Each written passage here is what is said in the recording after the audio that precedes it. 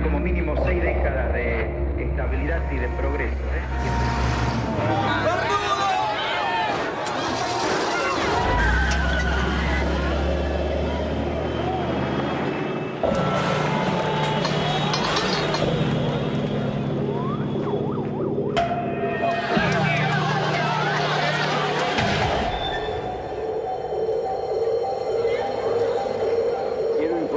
Que ante eso he decretado el estado de sitio en todo el territorio nacional. He informado al honorable Congreso. Nuestro país vive horas difíciles que demuestran la culminación de un largo proceso de deterioro.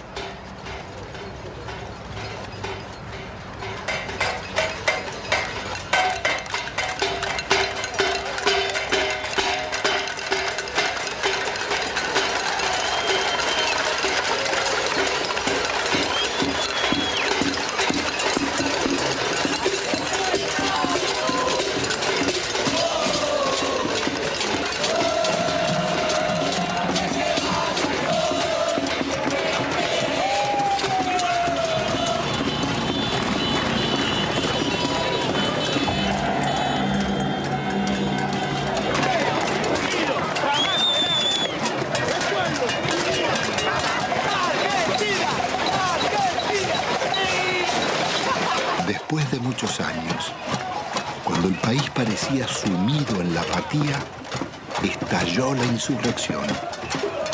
Era la patriada espontánea de los nadies, que haciendo sonar sus cacerolas, se derramaba por los barrios y ocupaba la ciudad de las instituciones y los bancos. Terminó de hablar y la gente se volcó espontáneamente. Acá no convocó a nadie. Yo tengo 50 años, hace un mes y medio que no trabajo, laburé todos los días de mi vida, todos los días. Porque no quiero el estado de sitio, porque no quiero ser una súplica del Fondo Monetario Internacional. Es un modelo que no va más, se tiene que ir de la Rúa y con él todos los delincuentes que lo apoyan.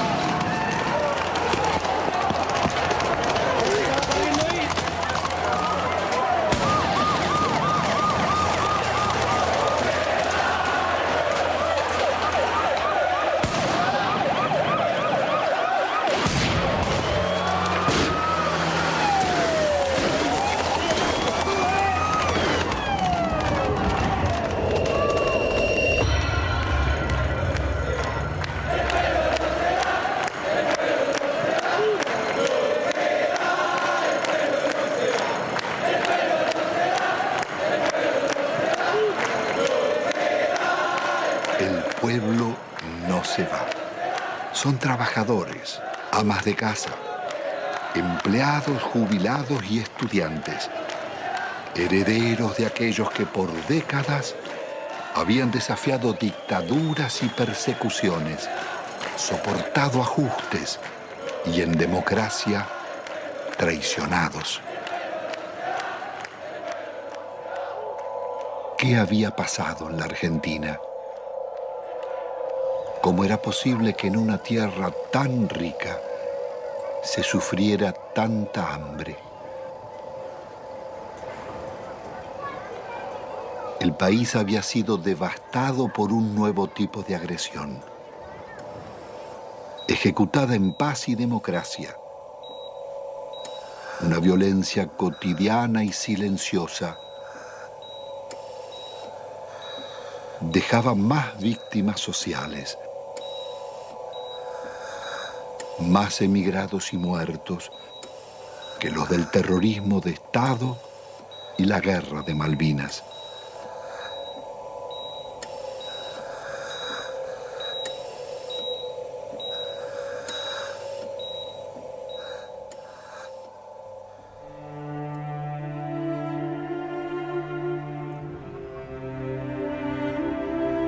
En casi 2 siglos de vida independiente, la deuda externa argentina ha sido una de las causas del empobrecimiento y la corrupción y uno de sus escandalosos conflictos.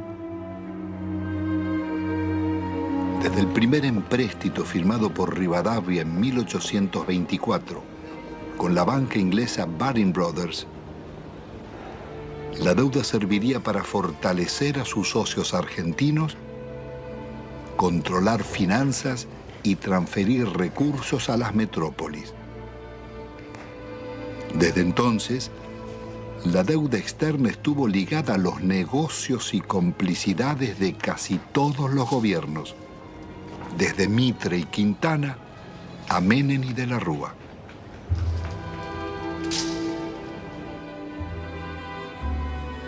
La política del endeudamiento fue gestando en la Argentina generaciones de tecnócratas y funcionarios más dispuestos a servir a bancos y corporaciones internacionales que a defender su país. Moldeados en Harvard o Chicago, Oxford o Buenos Aires, sus retratos decoran las galerías oficiales. Allí están colgados desde lobistas del siglo XIX, como Manuel García y Belaustegui, hasta los últimos directores de la banca pública, Pedro Pou, Macarrone y Colombo. Administradores de una deuda que había nacido en los años 70 con la dictadura militar. Hemos dado vuelta una hoja del intervencionismo estatizante y agobiante de la actividad. La deuda contemporánea se inicia en forma ilegítima con la dictadura militar. A pesar de que la justicia demostrara su origen fraudulento, la presión del establishment pudo más. Desde entonces, serviría para condicionar gobiernos y enajenar el patrimonio público.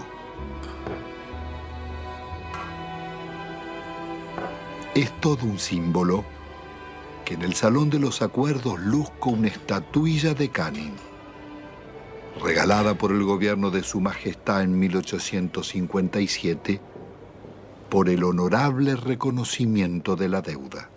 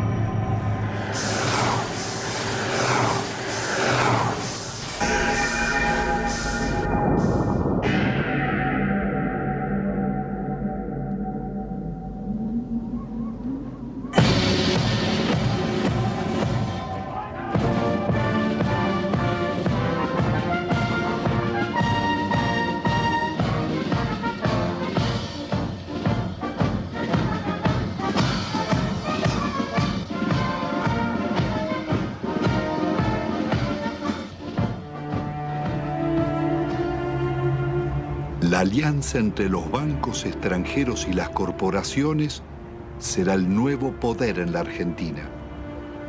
Después de 7 años de plan neoliberal, el gobierno de la dictadura deja un país hipotecado con una deuda externa de 45.000 millones de dólares.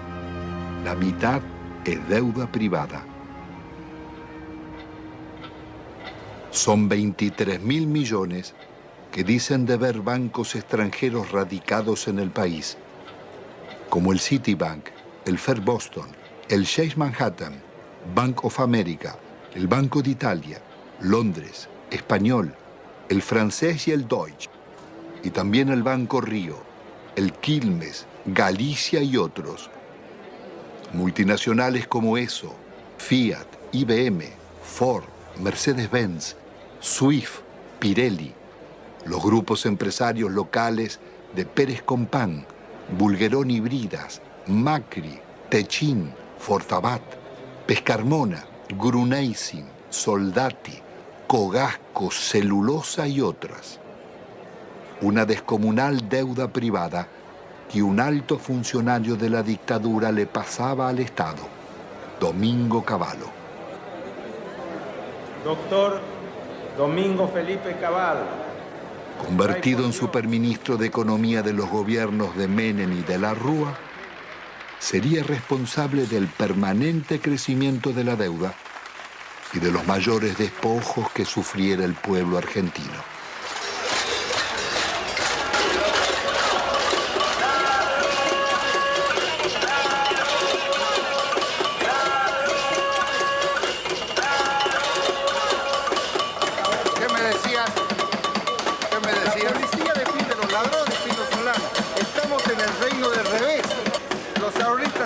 Manifestarse pacíficamente en defensa de sus ahorros que han sido confiscados por el banco en complicidad con el gobierno nacional. El Estado debe salvaguardar los derechos de los ciudadanos, no debe robarlos.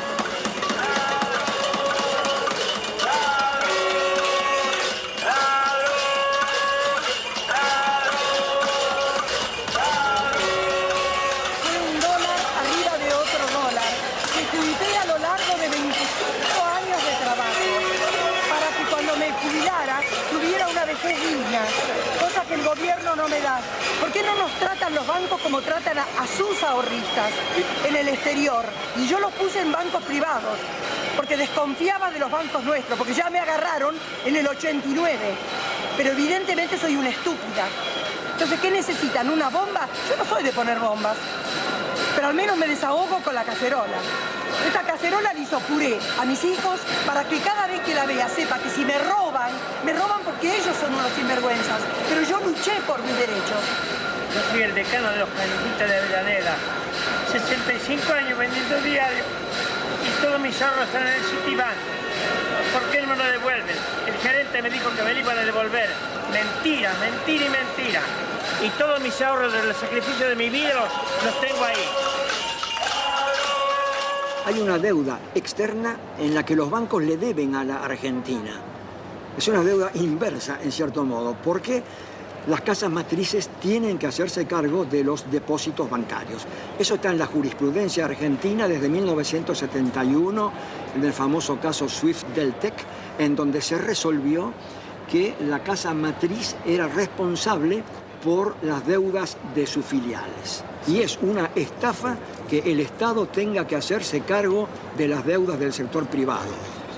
¿Y el caso de nuestra deuda externa? La deuda está plagada de ilegitimidades. Primeramente hay una ilegitimidad de fondo. Es ilegítimo pagarle a los bancos cuando hay 18 millones de pobres y 9 millones de indigentes. Hay una prioridad humana en esto. Segundo, hay usura. La usura está aprobada tanto que si se hubiera aplicado una tasa de interés normal, la deuda externa se hubiera terminado de pagar en 1988. ¿Pero cómo fue la estafa? Hubo préstamos de las casas matrices a las filiales, que eran movimientos intracompañía, que esos préstamos eran considerados deuda externa, cuando en realidad eran movimientos dentro de la misma empresa. se compraban dólares. Esos dólares se los depositaba en una cuenta en Estados Unidos. Con la garantía de esa cuenta daban otro préstamo que entraba al país, se compraban dólares y así se lucraba indefinidamente con la tasa de interés. Es lo que se llamó en aquella época la bicicleta financiera, con la que se hicieron fortunas. Y precisamente los grandes beneficiarios fueron los grupos económicos que son los mismos de siempre. Al finalizar el gobierno de Alfonsín, la deuda externa se aproxima a 54.000 millones de dólares. Menem dejará en manos de la banca acreedora determinar cuánto se les debe. El Congreso jamás trataría la deuda, ignorando la Constitución y la denuncia de Alejandro Olmos. 10 años después, llegará a 130.000 millones. No confundamos a la gente con un mal concepto de la palabra deuda, porque todos queremos endeudarnos, pero después decimos que está mal que el país se endeude. Cuando crece el crédito, porque hay alguna endeuda. Es bueno, la deuda es buena. Todos queremos darle crédito, todos hablamos que hay que darle crédito a la población, que está surgiendo el crédito hipotecario. Es bueno endeudarse, no es malo endeudarse. Se vuelve absolutamente pertinente una cosa que los norteamericanos inventaron hacia 1898 con la ocupación de Cuba. En ese momento había bancos españoles que le habían prestado a la autoridad colonial cubana. Los norteamericanos dijeron, si el pueblo de Cuba no ha sido beneficiado por estos préstamos, no hay deuda.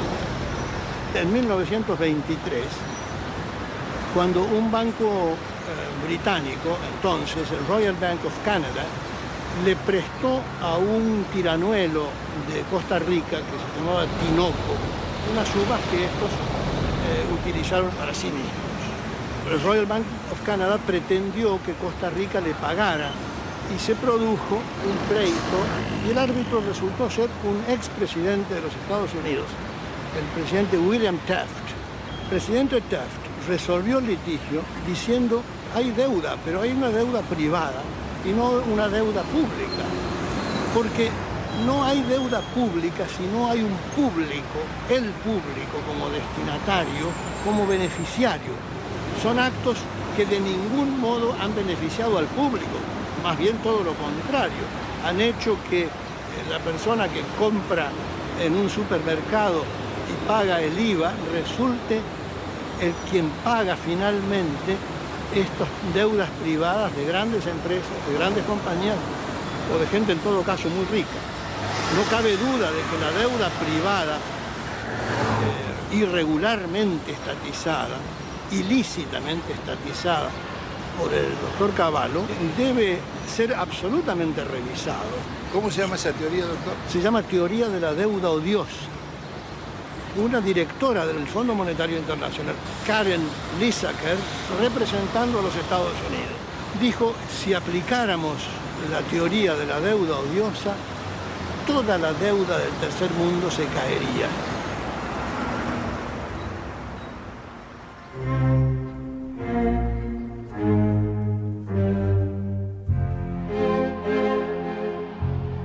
La democracia retorna de la mano del radical Raúl Alfonsín con un discurso socialdemócrata. Promete defender los derechos humanos, dar batalla contra la pobreza y demostrar que con la democracia se estudia, se cura y se come. Al balcón del histórico Cabildo de la ciudad de Buenos Aires, el presidente de la República, la enorme responsabilidad de asegurar la democracia y el respeto por la dignidad del hombre en la tierra argentina. Hemos dicho que esto significa que el Estado no puede subordinarse a los grupos financieros internacionales, pero que tampoco puede subordinarse a los privilegiados locales. Pero el Estado está en quiebra y es preciso optar. El ministro Grinspoon propone denunciar la deuda externa y privilegiar el crecimiento. Alfonsín lo considera inviable y cede a la presión del poder. Y esto ha de lograrse a través de un ajuste que va a ser duro y que va a demandar esfuerzos de todos. Esto se llama, compatriotas, economía de guerra. y es bueno que todos vayamos sacando las conclusiones. El drástico ajuste se llama Plan Austral. Una vez más, millonarios recursos públicos pasarán a los bancos y corporaciones. Alfonsín actúa con un doble discurso. Promete investigar la deuda, pero ordena al presidente del Banco Central legitimarla.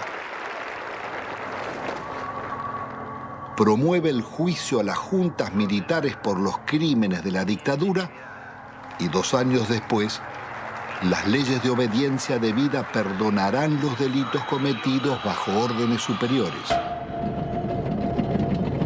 Es el logro de la insurrección de los oficiales carapintadas. La población sale de sus casas y desafía los tanques.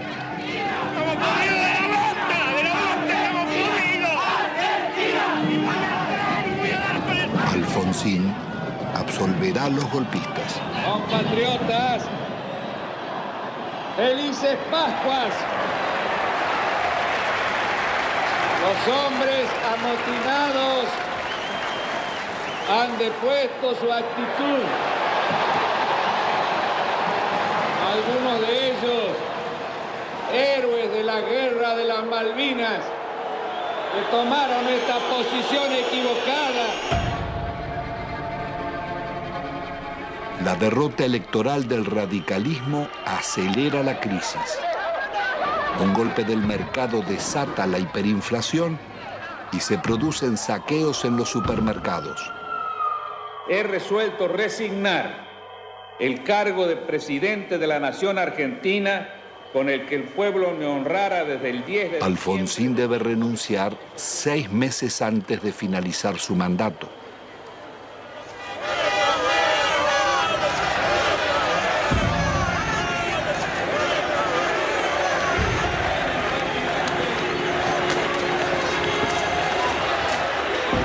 El justicialista Carlos Menem llega a la presidencia argentina después de haber gobernado varias veces la provincia de La Rioja, una de las más pobres del país.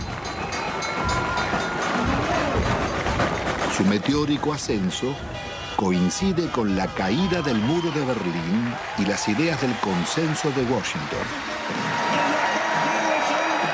De lenguaje franco y gesto de predicador, Menem promete revolución productiva y salariazo. Luce las patillas del viejo caudillo Facundo Quiroga, el tigre de los llanos.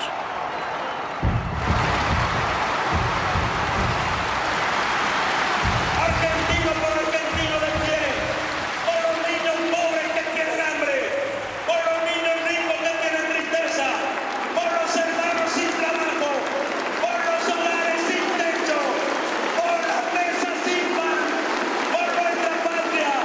Yo les pido que me sigan, síganme, no los voy a defraudar, no los voy a defraudar, no los voy a defraudar. Ante la mirada de Dios y ante el testimonio de la historia, yo quiero proclamar: Argentina, levántate y anda. Hermanas y hermanos, con una sola voz para decirle al mundo: se levanta a la faz de la tierra una nueva y gloriosa nación. Son los tiempos del supuesto fin de la historia. El discurso único de la globalización y las democracias neoliberales en América Latina.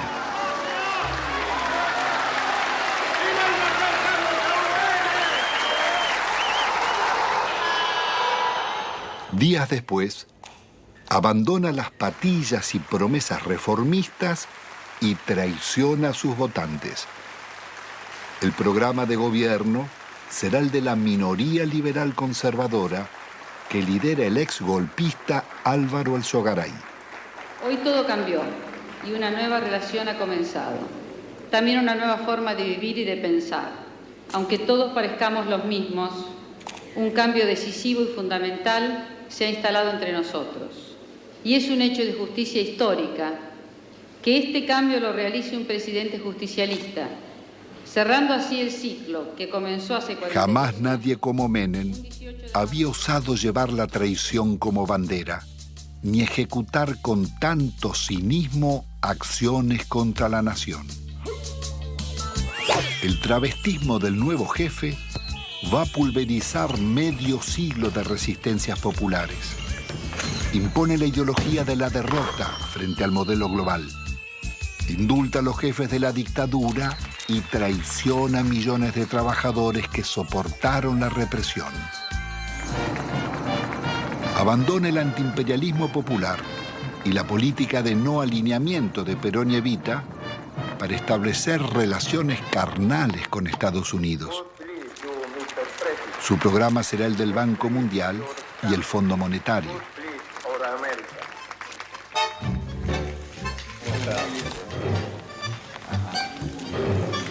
Pero la traición no fue solo la de Menem. Buena parte de la dirigencia político-sindical tiró por la borda una vida de resistencias. Muchos se sentaron en la mesa del arreglo y optaron por indemnizaciones. Otros se convirtieron en socios del millonario festín de las privatizaciones.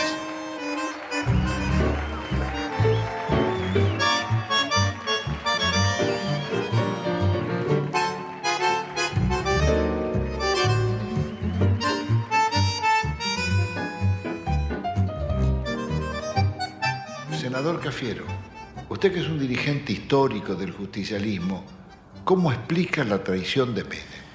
Bueno, eso sucede y no sucede raramente, sucede con bastante frecuencia en la vida política de todas las naciones. Hay un librito chiquito francés que se llama El elogio de la traición, donde se demuestra o se dice que es absolutamente intrínseco a la política la traición. Es decir, usted para llegar tiene que mentir, porque si usted dice lo que realmente piensa, la gente no lo va a votar. Y creo que eso se aplicó en la Argentina. Se aplicó siempre, pero con mucha mayor intensidad, admitámoslo, durante los gobiernos de Menem. Él mismo ha dicho que si hubiera dicho lo que él pensaba hacer, no lo hubieran votado.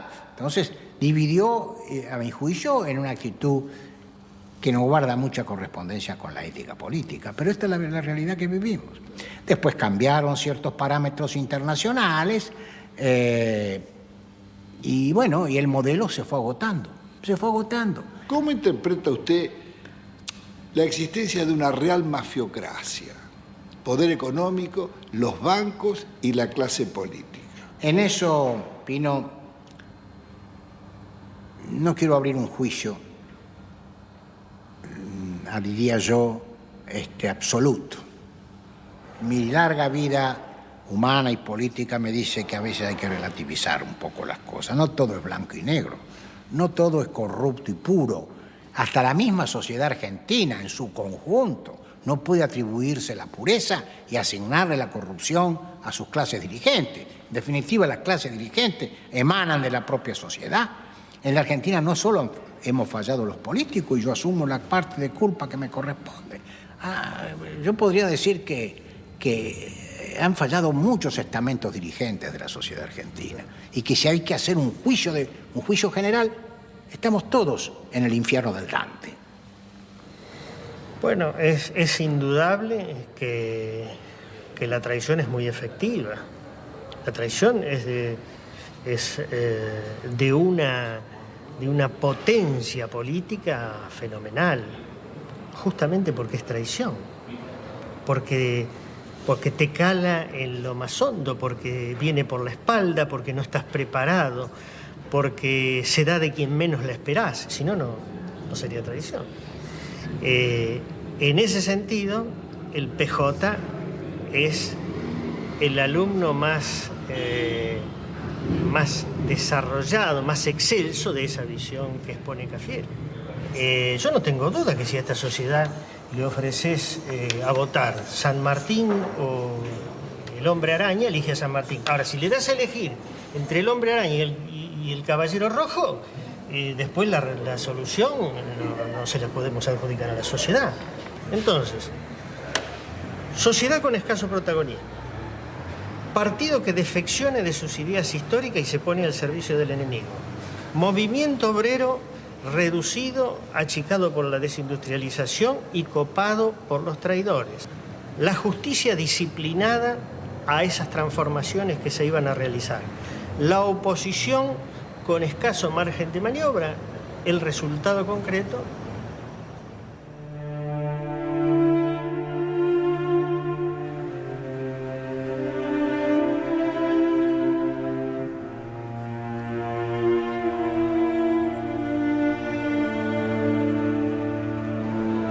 El modelo neoliberal de Menem sería inseparable de la degradación republicana y la corrupción.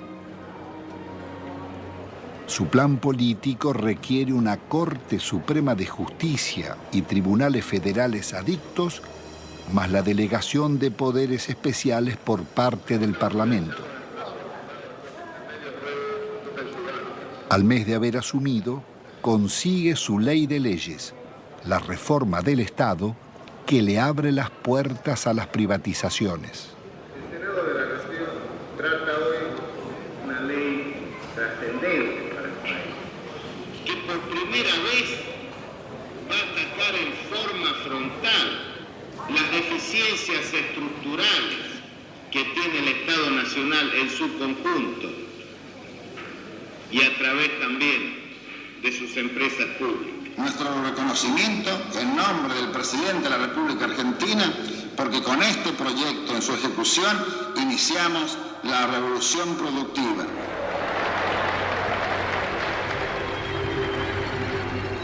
Fue un verdadero ataque a la democracia la forma en que este Parlamento trató las leyes en la era menemista. Le otorgó al Poder Ejecutivo facultades extraordinarias, poderes omnímodos, la suma del poder público. Y las delegaciones le posibilitaban al Poder Ejecutivo privatizar todas las empresas del Estado, sin inventario, sin balance, sin certificar si realmente la explotación de las empresas arrojaban ganancias o arrojaban pérdidas. Significó ni más ni menos que la votación, un verdadero apoyo al saqueo de los bienes del Estado. ¿Y quiénes la votaron? La votaron los justicialistas, la honorable complacencia radical, lo tengo muy presente, al Chacho Jarolaski ordenando a muchos de sus legisladores que se retiraran del recinto para que el justicialismo pudiera aprobar estas leyes. Pocas veces se van a dar tantos factores para que una minoría tome el poder sin tirar una bomba, como lo hicieron, sin disparar un solo tiro. Esto surge claramente en la participación de Álvaro Sogaray en el tema de la ley de reforma del Estado. El instrumento que le está dando el poder a Menem, un poder absoluto, dictatorial, un poder que no tenía Videla, que no tuvo Videla. Se lo estaba diciendo a todos al Sogaray. Le decía a los propios justicialistas que estaban participando de un capítulo extraordinario. Por primera vez iban a tener el poder, no importa si los votos eran del pueblo o votos peronistas, ese poder lo iban a tener los mismos que proscribieron, los mismos que fusilaron, los que masacraron. Eso es lo que estaba diciendo Álvaro Sogaray. ¿Hasta dónde? Es un límite. ¿Qué cosas eran capaces de hacer? Bueno, esto y más. Es más, siguieron haciéndolo.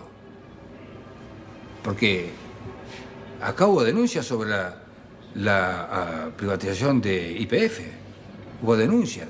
El diputado Luis Adi dijo que en el Senado habían pagado una coima de $8 millones. Después se corrigió en la misma sesión.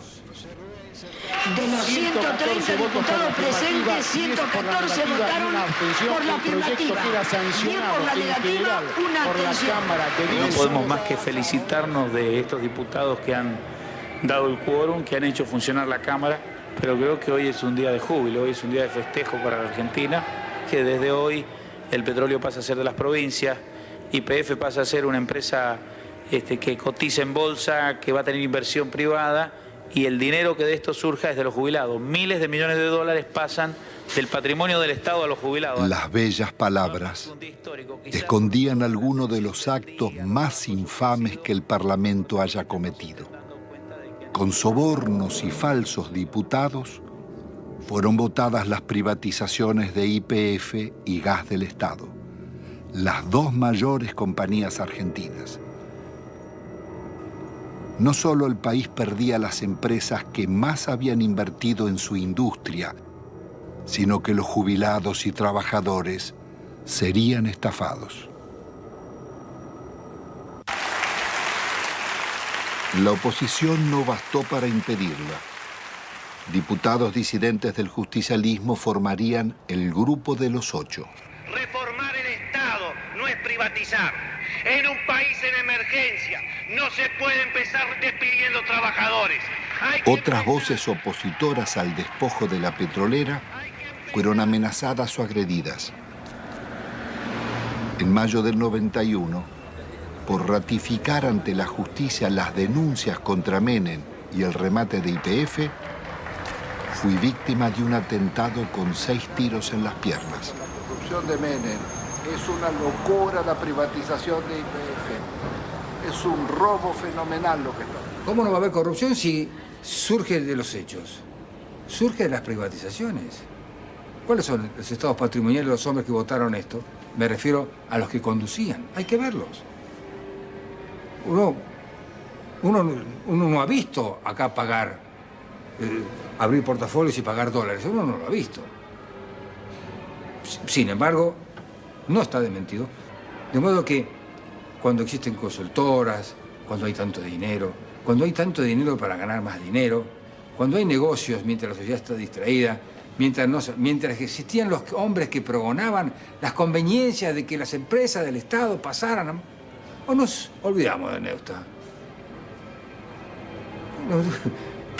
Y tenían alto rating. No solamente los políticos, En este cambio tenemos que incluirnos también los periodistas, los medios de comunicación. ¿Hasta cuándo vamos a aguantar tantas estupideces? Instrumentos extraordinarios como la televisión y la radio en manos de idiotas para generar pueblos idiotas. ¿Hasta cuándo? El Congreso de la década mafiosa, el que votó las leyes más vergonzosas y antinacionales, tuvo que sesionar rodeado de cordones policiales. Fueron tantos los atropellos contra el pueblo que todas las semanas se oyeron sus reclamos. Llegaban jubilados, maestros, empleados estatales, estudiantes, obreros y desocupados de todos los gremios.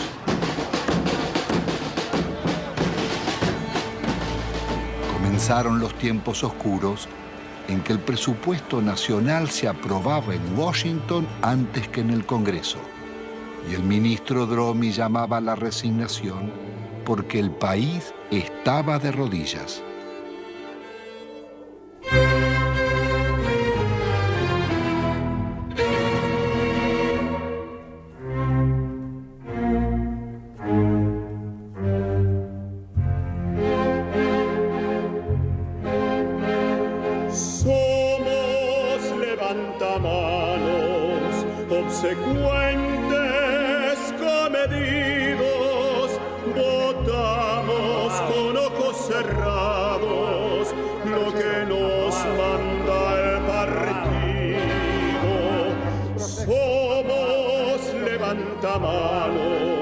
Legislamos con olvido y al votante traicionamos a pesar de los silbidos.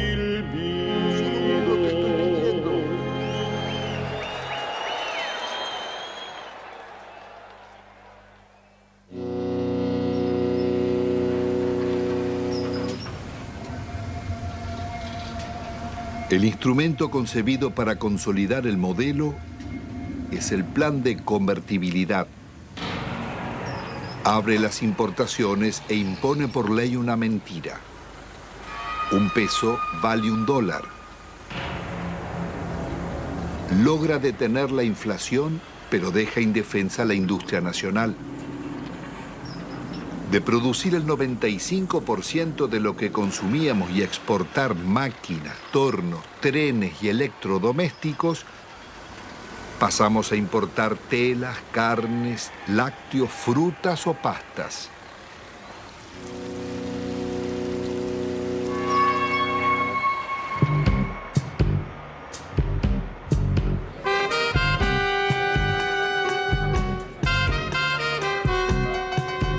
país se dolariza. Todo podía pagarse en pesos o en dólares. Pero con inflación cero, las tarjetas de créditos y los bancos cobraban intereses usurarios del 50% anual, cuando en Estados Unidos y Europa eran del 7%. La fiesta del dólar a un peso impidió competir a comerciantes y empresarios llevándolos a la quiebra. Desaparecerían miles de industrias y talleres, textil, metalúrgica, autopartista, manufacturas domésticas y muchas otras.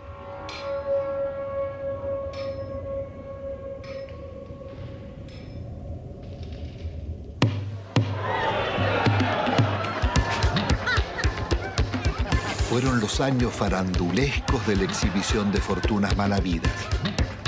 Tenemos que tratar de no robar por lo menos 2 años. Es lícito la coima, es lícito apropiarse de lo ajeno. Y si alguien tiene que meter la mano en la lata, la ponga despacito y chiquitito, que no se vea. La vida se privatiza y se amuralla. Nace el país de los custodios y los countries, el de los ricos y famosos. ¿Usted es peronista? Siempre fui. El pizza con champán.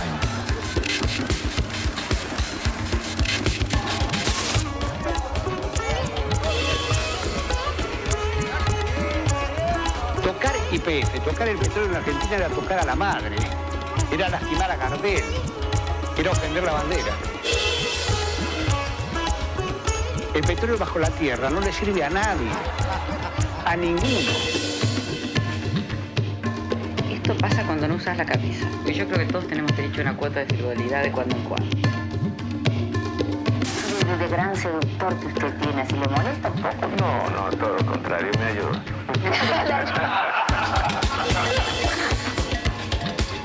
Perdón, mi amor, porque realmente hace calor acá, ¿eh? Qué guapo que es, cómo mejoran la estética los políticos, ¿eh?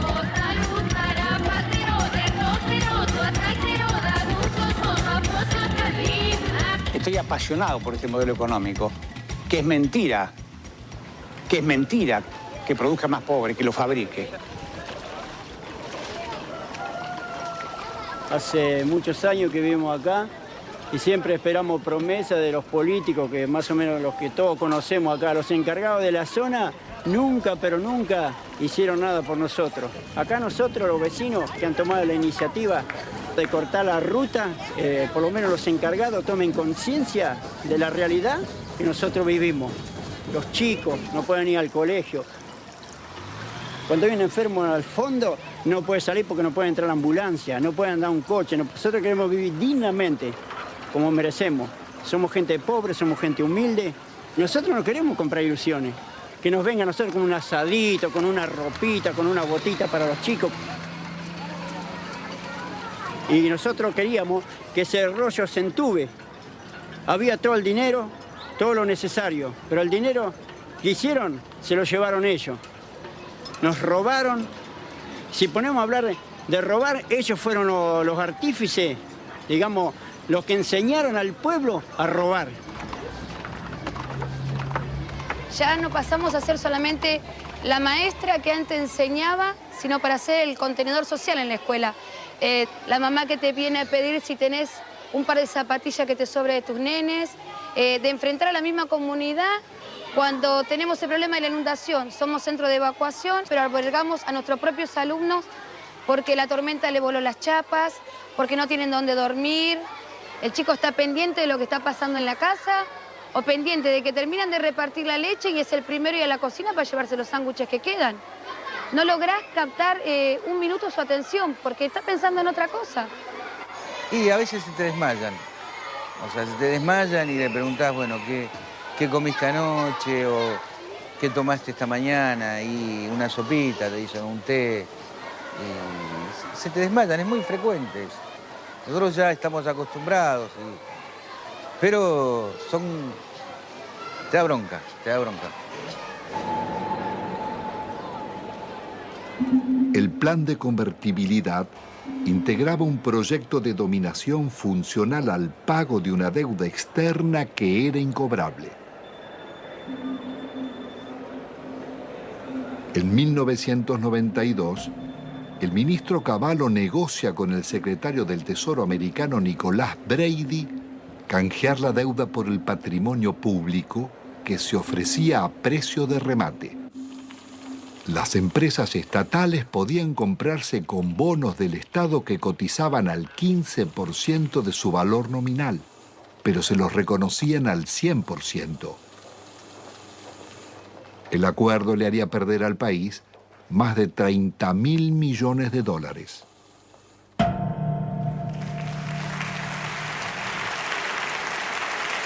El gobierno de la Nación Argentina cumplimenta esta noche 7 cabalísticas privatizaciones, 7 sectores estratégicos del quehacer nacional. Encaramos las privatizaciones de la televisión, de los teléfonos, de instalar el sistema del peaje, de instalar la concesión vial o la concesión ferroviaria, también de privatizar las radios y de incorporar, por supuesto, la privatización de la empresa estatal de la aeronavegación. Nosotros hemos ideado un decálogo que dentro de unos días se conocerá, que es el decálogo menemista de la reforma del Estado. El mandamiento 1 son palabras de Menem, él no lo conoce aún. El mandamiento 1 está extraído de sus muchos discursos, dice así: nada de lo que deba ser estatal permanecerá en manos del Estado.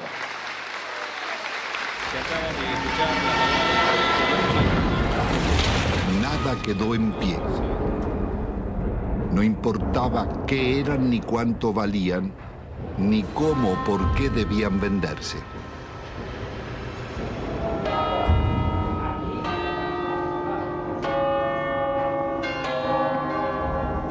Más allá de los siglos y los métodos, las concesiones de bienes del Estado serían continuidad de las viejas explotaciones coloniales. Antes fue el oro y la plata de Potosí. Hoy las ganancias del petróleo, el agua o las comunicaciones.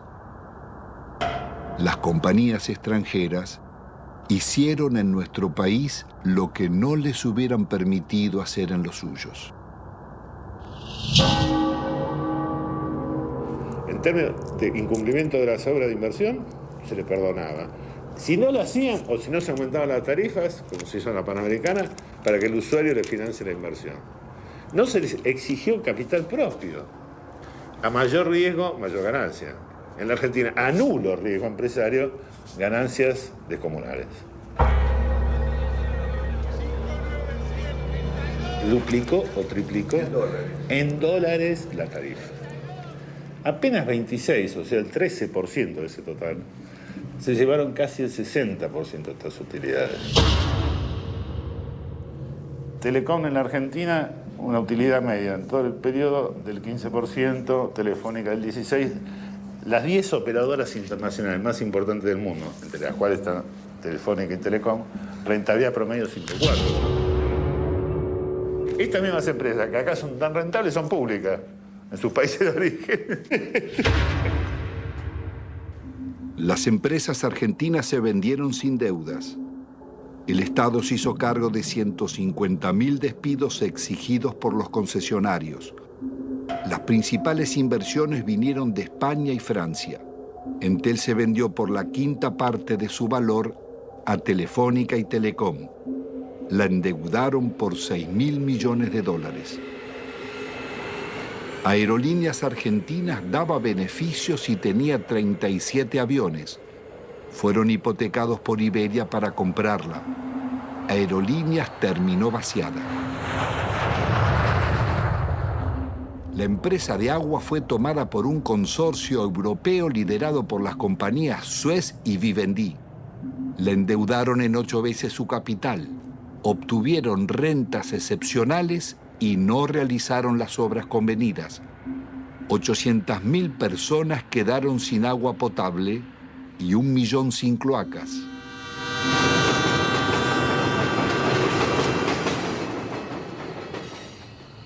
Quizás no exista en la historia nacional un vaciamiento igual al de los ferrocarriles.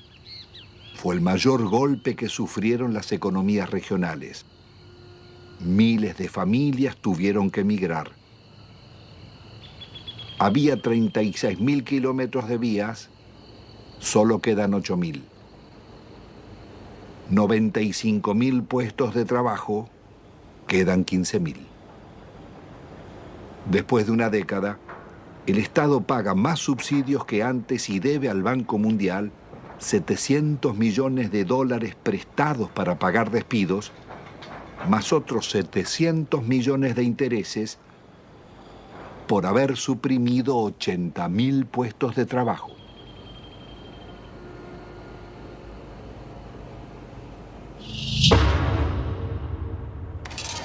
Cuando se hicieron las privatizaciones, no había subsidio para nadie, al contrario, el argumento para privatizar ferrocarriles fue el déficit. Hoy están subsidiados hidrovías, los ferrocarriles, los concesionarios viales. La magnitud de subsidio recibido por las rutas nacionales fueron 1.100 millones de dólares.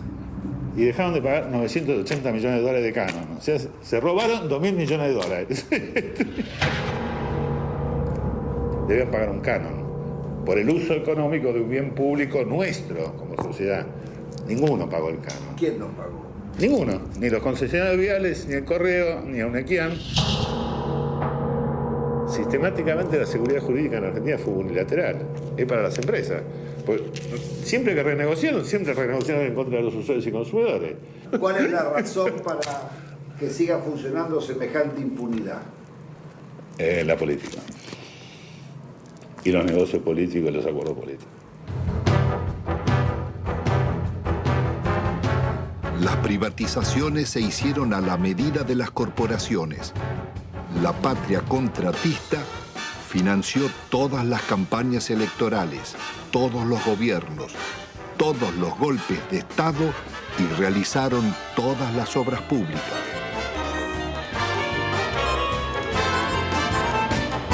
Ningún otro sector gozó de tantos privilegios, mercados cautivos, subsidios millonarios, ventajas impositivas, sobreprecios, condonación de multas e incumplimientos, prórroga de concesiones y pesificación de deudas en dólares. Fueron expertos para no cumplir los contratos con el Estado, defraudarlo, litigar contra él. Estos son Sogma y Sideco de Macri, Bridas de Bulgeroni, Loma Negra de Fortabat, Pecom de Pérez Compán, Techín de Roca, Benito Rollo, Pescarmona y otras.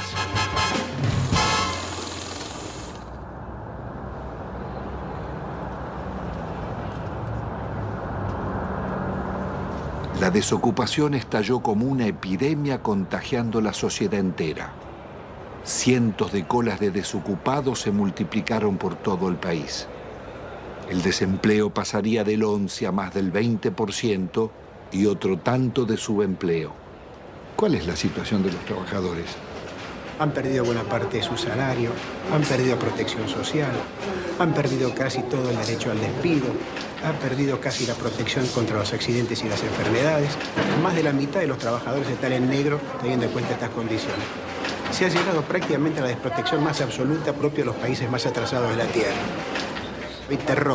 Hay terror a resistir, hay terror al despido, hay terror a que mañana no tenga ninguna posibilidad de tener algo. Por eso se admite la rebaja salarial, por eso se admite el empeoramiento de las condiciones de trabajo, por eso se admite trabajar en condiciones de insalubridad. Se admite todo porque hoy perder el trabajo significa la nada, significa engrosar el ejército de mendigos, el ejército de aquellos que están fuera del sistema.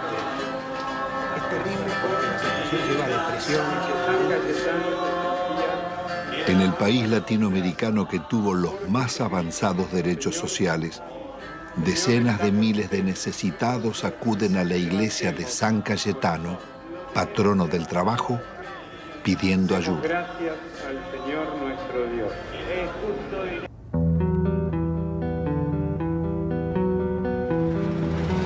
Argentina es un caso único en el mundo y en América Latina.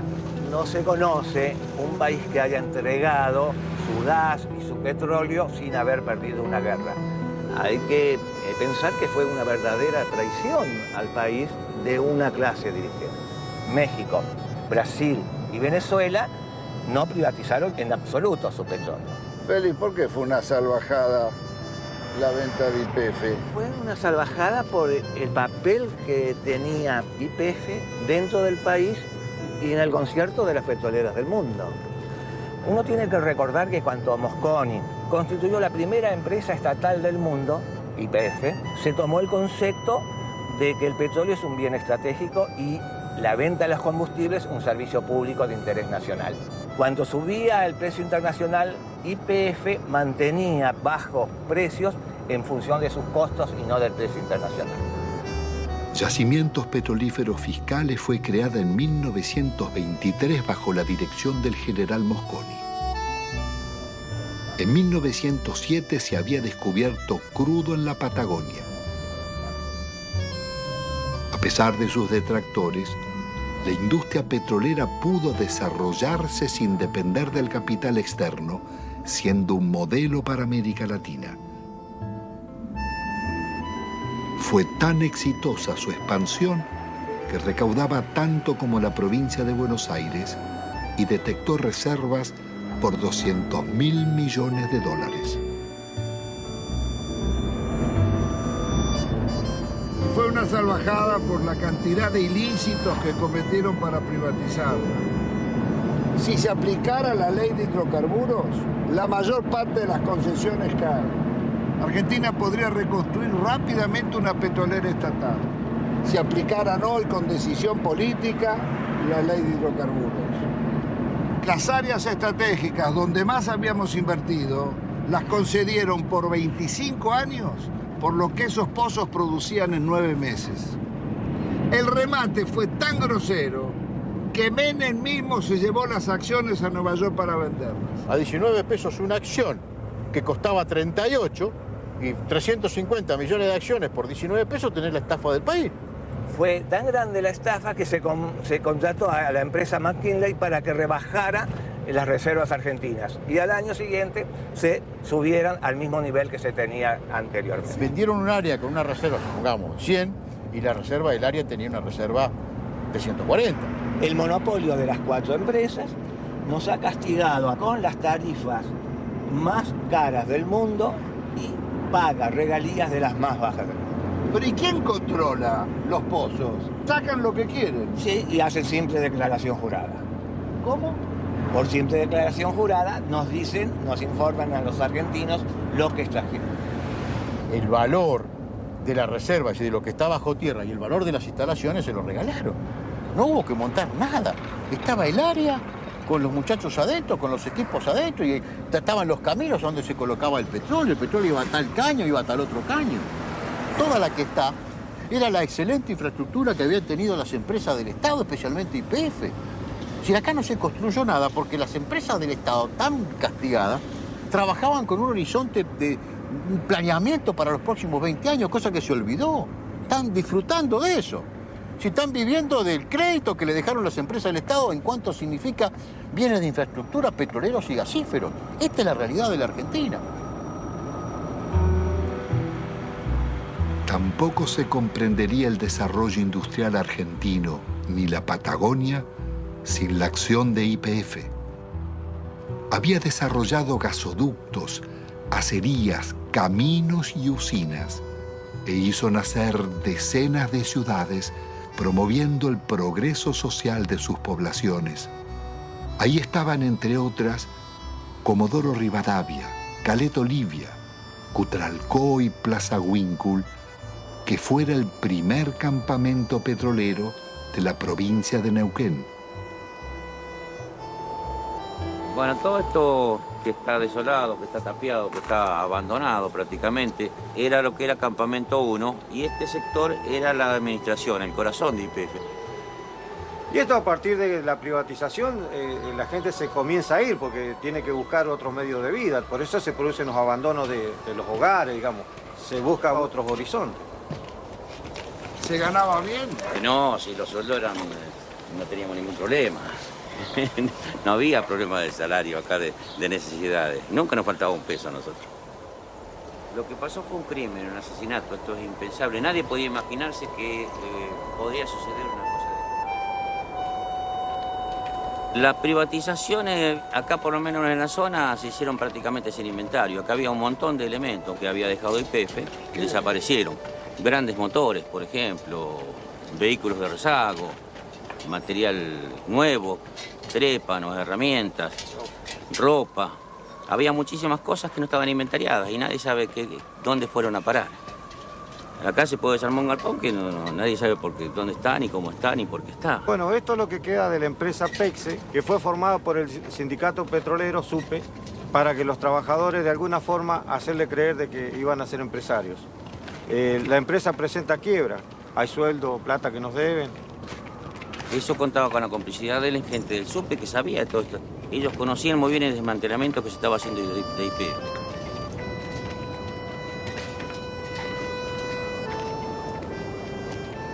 Si la gente agarraba 40, 50 mil dólares y aunque lo echaran de la empresa y le hacían por ahí hacer un curso de repostero, de computadora, de cualquier cosa, durante un año donde le estaban pagando. Entonces la gente por ahí aceptó la privatización y aceptó el despido, sin pelear.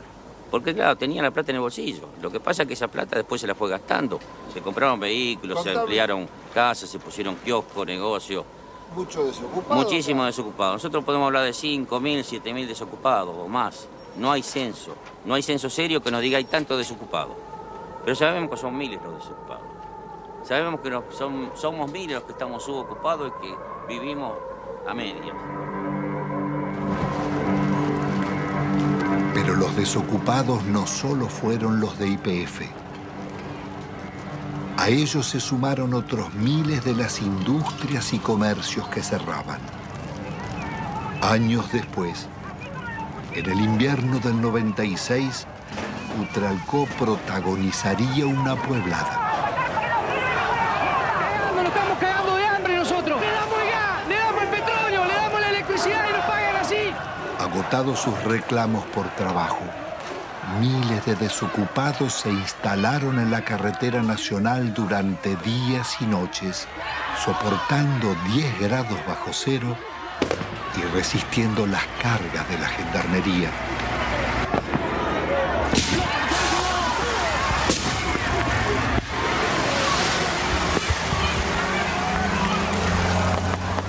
Con una victoria, estaban haciendo el movimiento piquetero y su primer corte de ruta.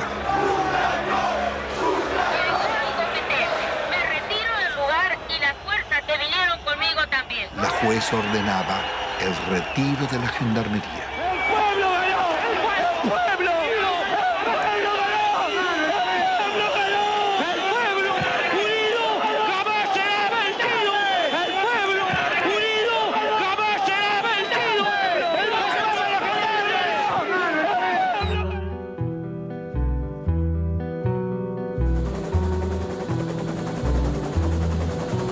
La del Estado era un orgullo de todos los argentinos y era una de las 2 o 3 empresas que en el mundo eran tomadas como modelo. ¿Por qué, Gustavo? Porque tenía un manejo de desarrollo gasífero en un país muy especial, con los yacimientos muy lejos, que era prácticamente un relojito. Entonces la copiaban los europeos y la copiaban incluso alguna empresa norteamericana. Y además porque en 50 años de trabajo había incorporado 5 millones de argentinos a disfrutar del gas natural. Y en 90 años anteriores que estaban las compañías británicas, solamente había 300.000 argentinos con un gas importado muy caro. Petrobras había tasado a gas del Estado en 25.000 millones de dólares. Nosotros, con la tasación de consultores internacionales, la vendimos en 2.500 millones de dólares. 10 veces menos. 10 veces menos. 10 veces menos. La acción depredadora de Repsol en la región fue tan grande que la comunidad mapuche llevó sus denuncias a los organismos internacionales. Bueno, acá nos encontramos en el lugar donde un integrante de la comunidad construyó su vivienda y que bueno, no la pudo habitar porque cuando hizo el pozo de agua para sacar agua se encontró que no tenía agua, no había agua pura, sino que lo que encontró fue gasolina. Este es el caño que puso mi papá en el año 95, supuestamente para sacar agua, para el consumo y para para sembrar algo. Y ahora ustedes van a ver qué fue lo que sacó. Sacó gasolina. Les voy a mostrar que es totalmente pura. Estamos a 7 años de la descontaminación que supuestamente debió hacer Repsol acá, y lo que sacamos no es agua, justamente. Es casi nafta azúcar.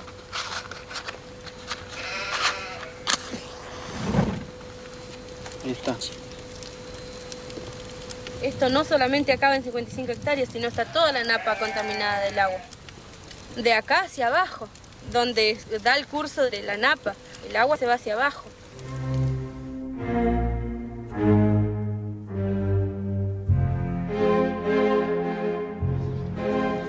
Carlos Menem pacta con Alfonsín su reelección a cambio de una reforma constitucional donde se incluyen nuevos estatutos y un tercer senador por la minoría que favorece al radicalismo. El Pacto de Olivos o Pacto del Bipartidismo se realiza sin consulta ni debate, de espaldas a la ciudadanía para garantizar la continuidad del modelo. La reforma viene a legitimar a Menem, que ha promulgado más de 300 decretos leyes, 10 veces más que en toda la historia nacional. Vaciados los partidos de propuestas de cambio y participación, poco quedó en el radicalismo y el justicialismo de sus causas fundantes. Se fueron transformando en organizaciones para el reparto de cargos públicos.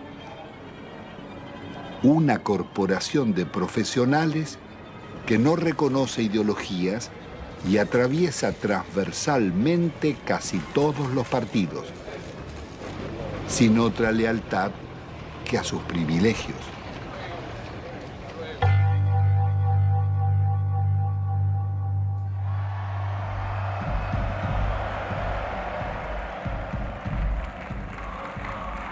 De la otrora poderosa Confederación General del Trabajo, solo queda el eco de antiguas multitudes. Su asociación fervorosa con Menem terminaría vaciando los gremios de trabajadores.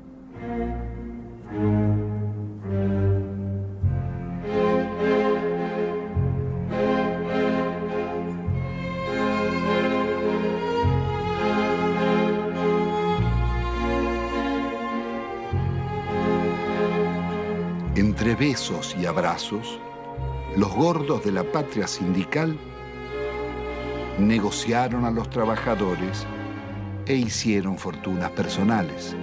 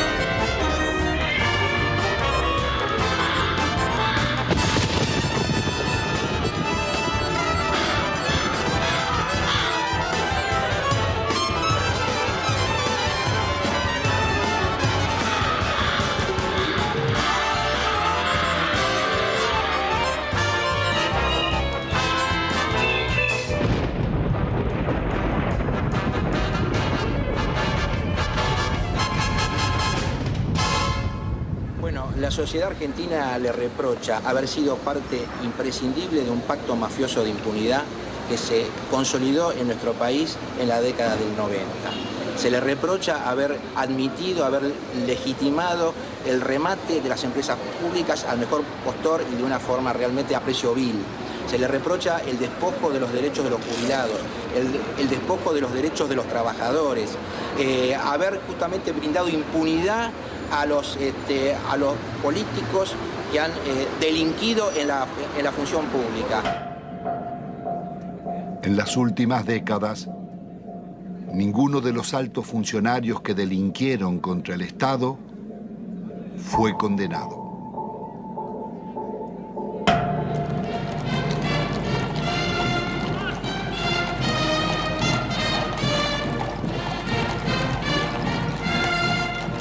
Al amparo de una justicia dicta, la asociación espuria entre la corporación político-sindical y el poder económico-financiero consolidará la mafiocracia. Desempeñar con lealtad y patriotismo el cargo. Señores, menuda tarea es la de conducir la marcha de un país, sobre todo en los tiempos difíciles y complejos del mundo actual, cuando términos como patria, bien común, moralidad, respeto al otro y amistad social se encuentran en baja o desmonetizados.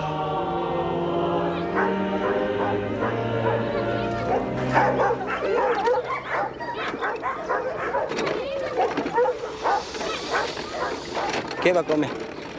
Tengo 7 chicos, no tengo trabajo, no tengo no tengo ni mercadería, nada, no tengo colchón, no tengo colcha. En la indigencia total estamos aquí. No se puede estar acá.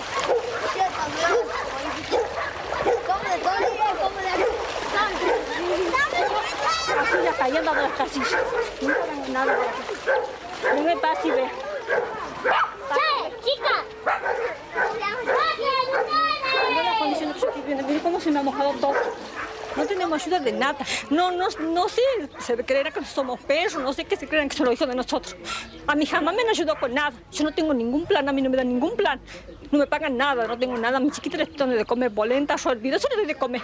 O mate cocido, porque no tengo. Es la verdad, no tengo. Usted mismo ve, se me moja todo porque no tengo. ¿Con qué me dan una casilla? Nadie me da una casilla. Siempre han prometido, sí, me han anotado todo, pero no me han dado nada. Nunca, a mucha gente, a la señora que está ahí, a toda ella. Doña Mariela, usted también venga después. Tengo una cosa, no sé, mi hermana a mí me dice, andate al médico, todo, porque está muy mal, está flaca, todo. Pero sabe que yo, es una cosa que yo ya no aguanto más, porque la situación como está, que no hay trabajo y que yo no tenga que darle de comer a mi hijo, a mí me duele un montón. Tiene que ella me pregunta, mamá, ¿qué vamos a comer? Y yo, ¿qué les voy a contestar? No hay, no tengo. Ellos no entienden, son chicos, pero uno le tiene que decir la verdad. Tiene que decir la verdad, pero bueno, a mí me duele decir que no tengo que darle de comer, pero es la verdad.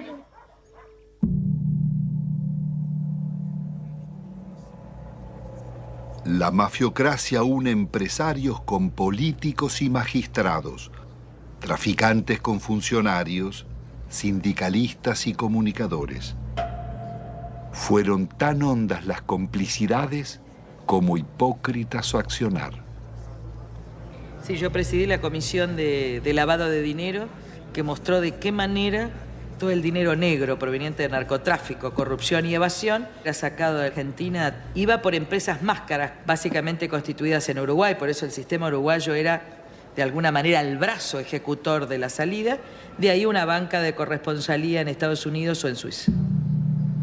Sí, nosotros investigamos al Citibank, investigamos al Credit Suisse, al Dresdner Bank, al JP Morgan. Es decir, ellos tenían en Argentina el centro de sus operaciones sucias, a través del Citibank, el Banco República y el Federal Bank de Moneta. Llegó a manejar el 60% de los medios de comunicación social de la Argentina. Además, de los medios de comunicación, por ejemplo, canales por cable, Telefe, Azul Televisión, Radio Continental, Editorial Atlántida, torneos de competencias y distintos canales por cable del interior, Cablevisión, además de ser el controlante del paquete accionario de Telefónica de Argentina. Así que no solamente eran los medios de comunicación, sino las telecomunicaciones en Argentina. Obviamente con una fuerte llegada al poder político y sobre todo a la Suprema Corte. Recordemos el famoso fallo de la Suprema Corte para habilitar el rebalanceo de tarifas telefónicas que benefició a Telecom y a Telefónica de la competencia internacional. Y que sospechosamente en esta investigación que realizamos en Estados Unidos, uno de los miembros de la Corte, el primo hermano del abogado de Moneta, terminó con un depósito de $800.000 hecho en el Citibank de Nueva York. ¿En cuánto se calcula el vaciamiento o el giro por las comisiones de las privatizaciones? Entre 5.000 y 10.000 millones de dólares. ¿Y quiénes son los responsables? Hay 3 personajes centrales, Cavallo, Menem y Cohen. Es decir, en el periodo de los últimos 10 años. Y un banco lavador, el Banco General de Negocios. Ahora, también detectamos nosotros coimas pagadas al gobierno de Alfonsín, básicamente al Banco Central de la República Argentina, por parte del BCCI, un banco lavador de narcotráfico que después financió el 80% de la campaña de Menem. Queda clara la complicidad entre la clase política, el narcotráfico y finalmente la política también de exacción. El saqueo de fondos públicos a través de retornos y sobreprecios fue norma en las contrataciones del Estado. Se calcula que más de un 20% de la inversión pública se diluyó en comisiones. El ministro Manzano, aludiendo al presidente, diría: robo para la corona.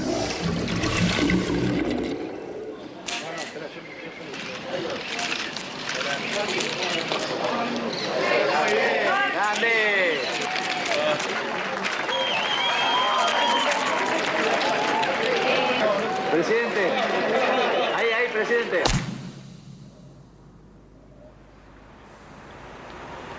Uno de los mayores focos de corrupción fue el PAMI, Obra Social de los Jubilados. La oscura trama delictiva de contrataciones con empresas pertenecientes a funcionarios sobrevivió varios gobiernos.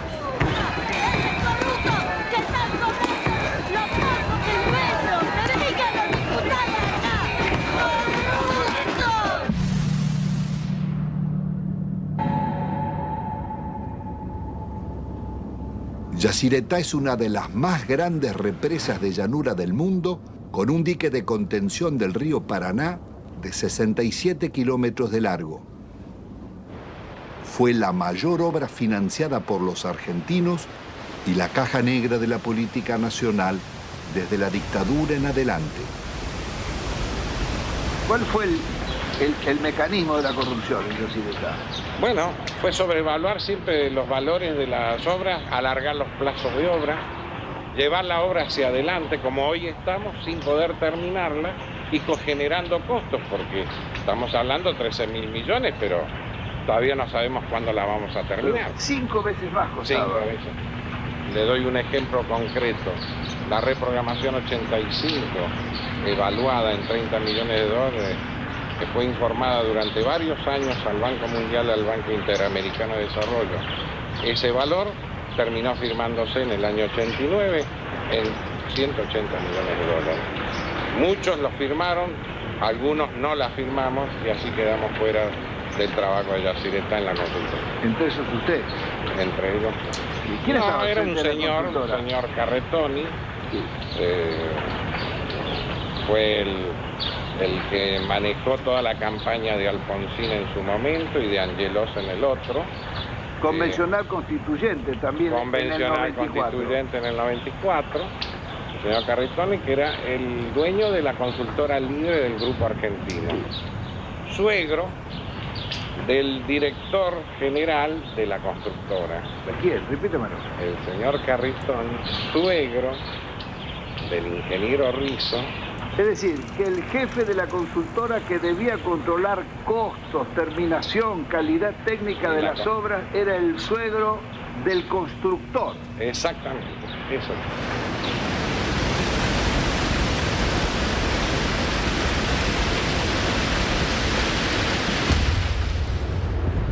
La Argentina enviaba armas rumbo a Ecuador en guerra con Perú, en momentos en que la Argentina era garante de la paz entre Ecuador y Perú. Violábamos también con armas hacia Croacia y hacia Bosnia, violábamos la disposición de Naciones Unidas para esta maniobra, fabricaciones militares, conducción del ejército argentino, fábrica militar de Río Tercero, por donde pasaron la mayor cantidad de armas que venían desde el norte argentino con zona liberada.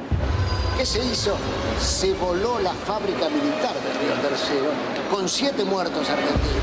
Después de marzo del 95, era menester hacer desaparecer todos los rastros, entre ellos los documentos, los inventarios y todas las huellas que podían demostrar de que aquello no fue una casualidad, sino fue una clara intencionalidad al servicio del encubrimiento. ¿Quiénes componían esa banda para la asociación ilícita? Califican como jefe de la asociación ilícita a un expresidente de la República, Carlos Saúl Menem.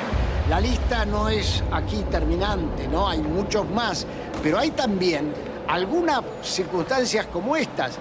Los suicidios, muertes accidentales. Se cae un helicóptero enfrente al hipódromo argentino en el campo de polo, donde muere uno de los hombres claves. El general Juan Carlos Andreoli. Se suicida con mano invertida el capitán Estrada, hombre que ha formado parte de las bandas del terror en los tiempos horrorosos en la República Argentina. En este cuadro, lo que hoy falta investigar es dónde está la plata que se robaron. Carlos Menem, su cuñado Emir Yoma, Cavallo y otros involucrados en la causa del contrabando de armas serían arrestados. Pero la Corte Suprema los dejaría en libertad. El delito impregnó la dirigencia en todos sus niveles. Ministros, jueces y altos funcionarios fueron llevados a la justicia por causas de corrupción, como los justicialistas Alberto Coan, Gerardo Sofovich, Juan Carlos Alderete, Matilde Menéndez, María Julia Alzogaray, Carlos Grosso, Claudia Bello, Triaca, Dadone, Grisanti, Amira y Emir Yoma, Vico y Espadone, los funcionarios radicales Del Conte, Mazorín y muchos otros, y los candidatos presidenciales Angelós y Masachesi. Me pongo al frente de lo que hace a combatir la corrupción. Las anteriores amenazas se referían a una causa por exportaciones de oro, donde se generaron aparentemente créditos fiscales ficticios. Si no querés que te arruinemos en el trabajo y la vida, deja de romper las pelotas, me corta en el brazo. Durante los años de Menem, las mafias se desarrollaron bajo la complacencia del gobierno y seguirían actuando después. Su accionar dejó decenas de secuestros extorsivos, asesinatos, robo de vehículos, muertes dudosas o por gatillo fácil, falsos accidentes y suicidios nunca esclarecidos.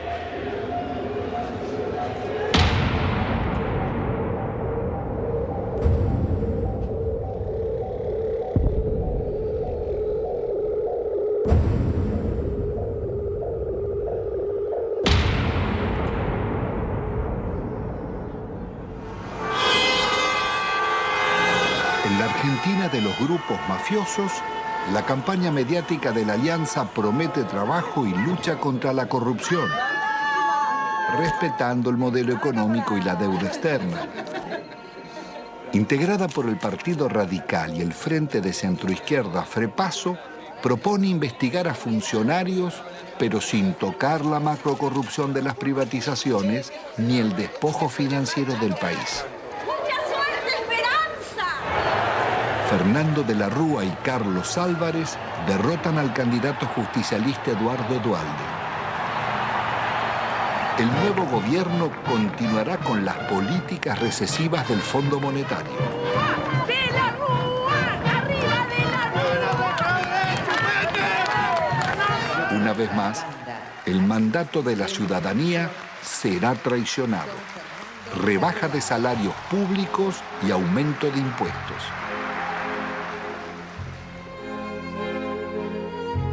De la Rúa viaja a España llevando la prórroga de la concesión del yacimiento de gas más rico del país, Loma de la Lata, para la petrolera Repsol.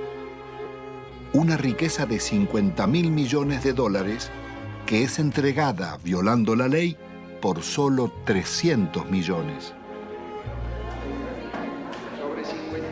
El gobierno soborna al Senado para votar la ley de flexibilización laboral. El vicepresidente Álvarez no cuestiona la ley, sino el soborno, y pide investigar. Presento mi renuncia indeclinable al cargo de vicepresidente de la Nación, para no perjudicar al presidente ni alterar la vida institucional. Álvarez abandona a sus votantes y promueve el regreso de Cavallo. Ungido superministro, renegocia la deuda externa. La operación llamada Megacanje es otra gran estafa que le costará al país 55.000 millones de dólares. El milagro argentino terminó en una catástrofe social. Los planes de Cavallo liquidaron a la clase media, hicieron más ricos a los ricos y más pobres a los pobres. El 60% de la renta quedaba en manos del 10% más rico.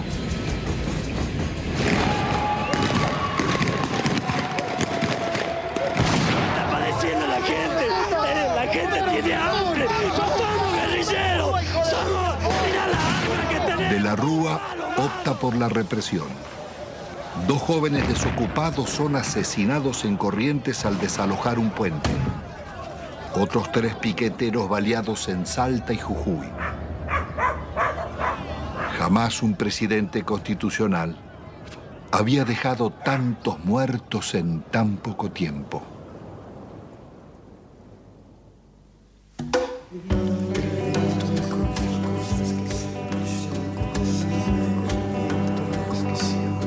El viento me confió cosas que siempre llevo conmigo. Me dijo que recordaba un barrilete y 3 niños.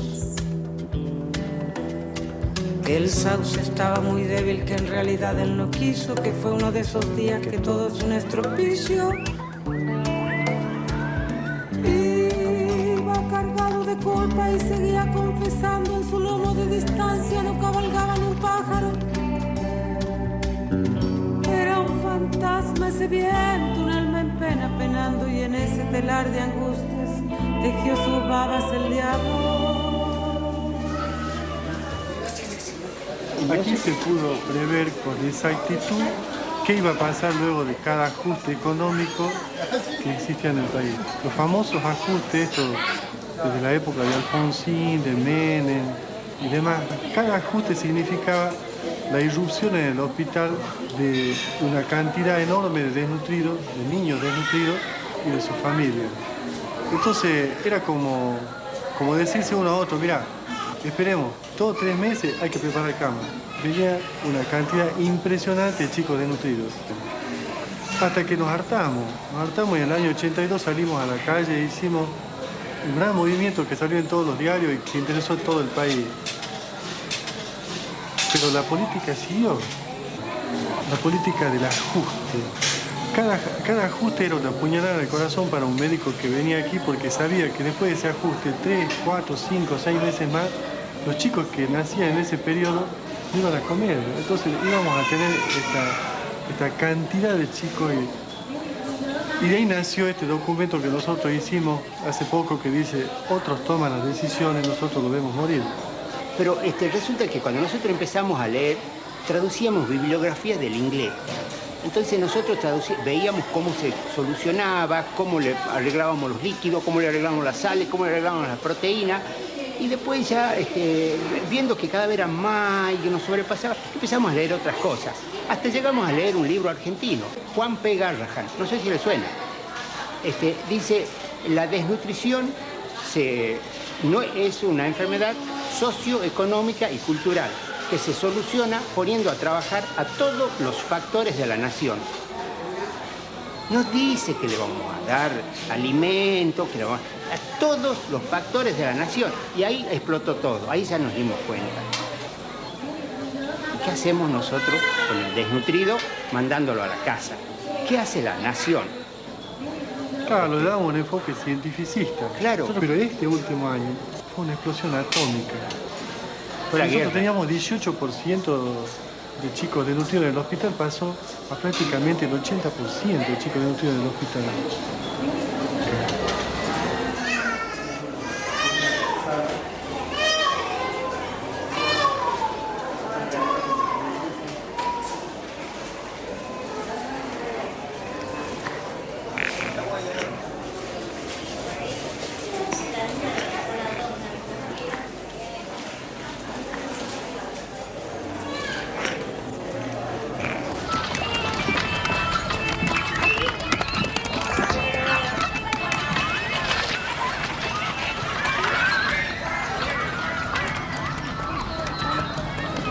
Ustedes ven un basural, los niños sin padre, una chica de 14, 15 años embarazada, ningún padre, un montón de los hijos de nadie, donde comen un día sí, un día no. Y yo le digo a esa chica que tiene 14, 15 años, mira, dale a tu nene para que la diarrea, pollito, polenta, lechecita, agua limpita. Y bueno, eso es una falta a la ética, eso es una crueldad inconcebible. ¿Cómo le voy a decir si ella está comiendo de la basura? Los chicos viven de la basura. Estos son sobrevivientes de la tercera generación de desnutridos o de la segunda generación, los que están dando a luz estos chicos. Porque cuando se produce el fenómeno mueren muchos chicos.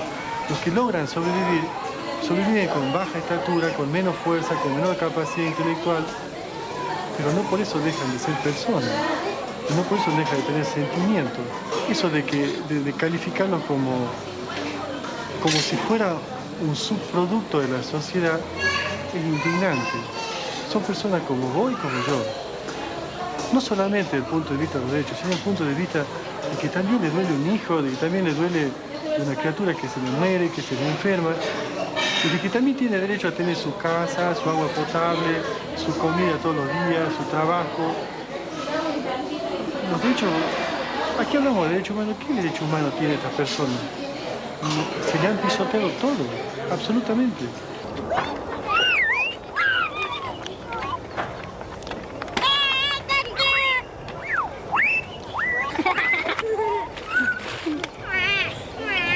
La idea que yo percibo es de que algún sector de la sociedad se está queriendo deshacer de estas personas.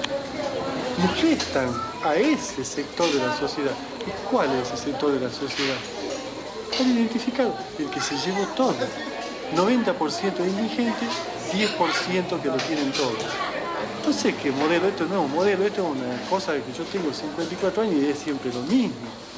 La historia es ajustemos. El que vino no sabía ajustar y sigamos ajustando. Y se cagan todo. Y los chicos se los va corriendo como de la mesa y caen abajo y no comen nada.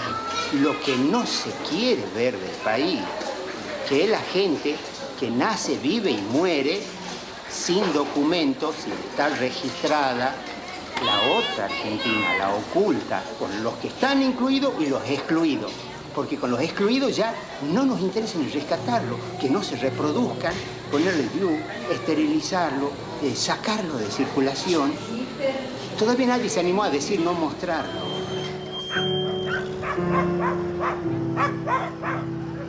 Produciendo nuestro país una riqueza alimenticia capaz de satisfacer 300 millones de personas, los niveles de pobreza que denunciaba la película La Hora de los Hornos en los años 60 serían apenas el anuncio del genocidio neoliberal de los 90. De enfermedades curables o desnutrición, mueren cada día en Argentina 55 niños, 35 jóvenes y adultos, 10 mayores. Un promedio de 35.000 personas por año.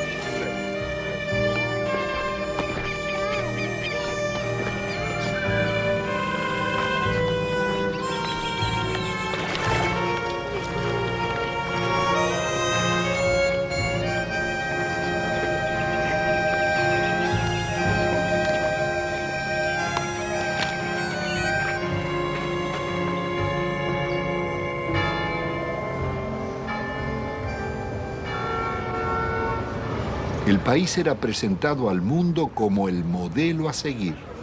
El Fondo Monetario homenajeaba a Menem en Washington por el milagro argentino. Presidente, esta foto para mí va a ser estupenda para mí.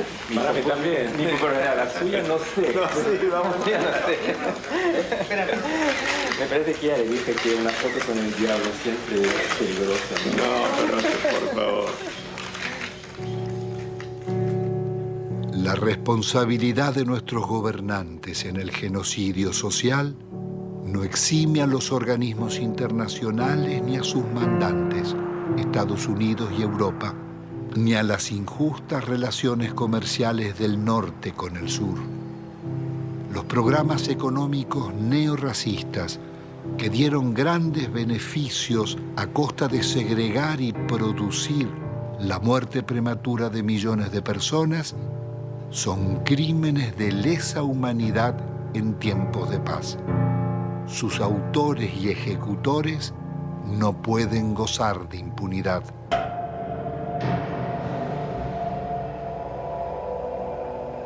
Después de un cuarto de siglo, el balance económico es devastador.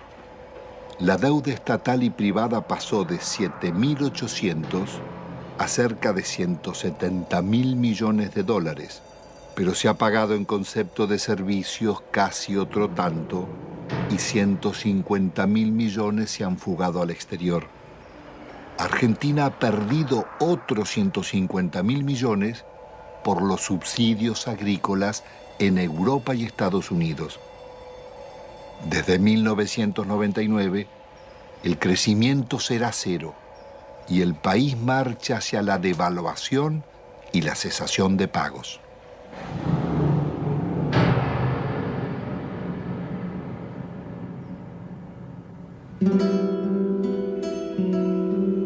Al terminar esta memoria, quizás quede el sentimiento que la realidad no puede cambiarse, o que los responsables del saqueo son los triunfadores y nosotros los derrotados. Pero la realidad fue distinta. Ni la dictadura, ni Menem, ni de la Rúa consolidaron sus proyectos, ni los bienes concesionados se perdieron para siempre porque pueden recuperarse.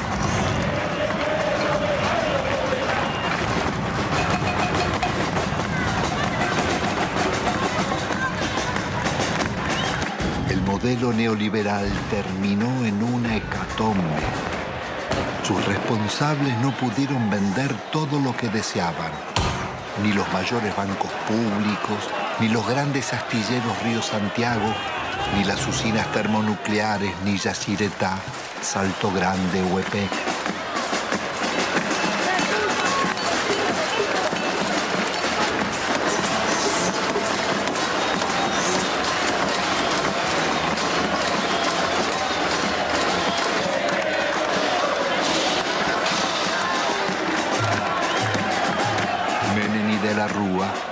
Tampoco pudieron imponer la salida represiva, ni acallar las marchas del silencio ante los crímenes mafiosos y el gatillo fácil,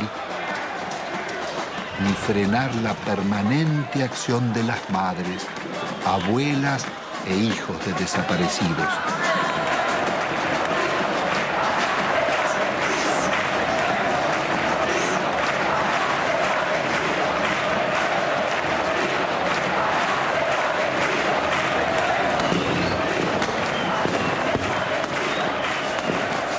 Impidió otra historia, la de miles de luchas y movilizaciones de resistencia del movimiento social desarrollado durante la década. Organizaciones territoriales, piqueteros, comedores y asambleas barriales, ocupaciones de tierras y asentamientos, la Gran Marcha Federal y cientos de otras marchas y paros nacionales. El CTA, las fábricas recuperadas por los trabajadores, las continuas protestas de jubilados, las mujeres rurales en lucha, estudiantes, ahorristas, comerciantes y artistas culminaron en esa pueblada espontánea de diciembre que, como el 17 de octubre o el Cordobazo, cambiarían la historia argentina.